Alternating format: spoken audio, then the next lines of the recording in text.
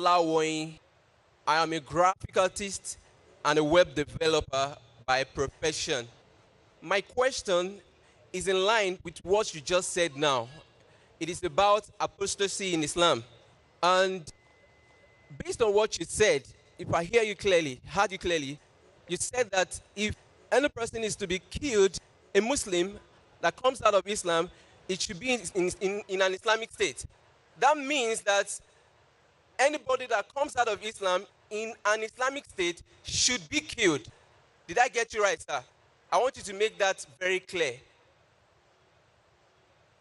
That's the question. Can somebody be killed in an Islamic state if he comes out of Islam? Brothers ask the question that in Islamic state, if somebody comes out of Islam, can he be killed? Like I said, in a normal country, if a person sells the secrets of his country, can he be killed? Yes, he can be killed. But by whom? By the court of law of that country. Similarly, if the country has a trial, in the trial it is proven that the person has sold the secrets of the country, he can be put to death, he can be life imprisonment. Same thing in Islamic state. In Islamic state where the Islamic Sharia is followed, in Islamic state, if the Qadi takes a trial of the person, if he's caught and he changes religion, and if it's proven, in Islamic state, only a Qadi can see to it that if he has done treason, if he has done apostasy, he can be put to death.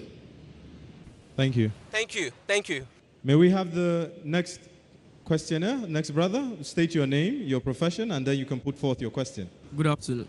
My name is Olushesio Indolapo. I'm a student still seeking admission. I want to ask, my question is like this. I believe marriage should be a love affair. I believe couples should marry themselves because they love each other. But I've seen Muslim brothers Muslim sisters who will say that they can't marry a person out of their religion. And if they eventually marry a person that is a Christian they will convert the person into Islam. How true is that supposed to be? Aren't they supposed to leave themselves to practice their religion? Thank you, that's my question, sir. The brother asked the question that a person should marry the girl he loves, and a girl should marry the boy she loves. Marriage is love. In Islam, they will not marry until they convert the person to the religion. Why is it so?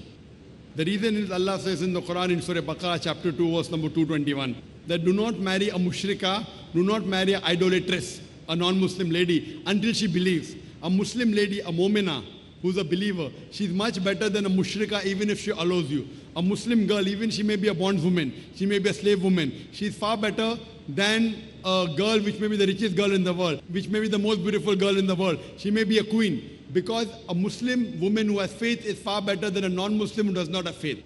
Similarly, the verse continues that do not marry a mushrik man until he believes. A mu'min, a Muslim man, a man who has faith, even if he's a bondsman, he's much better than a mushrik, than an idolater, even if he allows you. He may be the most handsome man in the world, he may be the richest man in the world, but if he's a mushrik doing shirk, associating partners, you cannot marry him. The reason is, what is the reason? The reason is that normally when you have a car, there are 4 tires to a car. All the 4 tires should be equal. You can't have one tire which is the tractor's tire and the other is the bicycle tire. If you have a tractor tire and a bicycle tire, the car will not run, correct?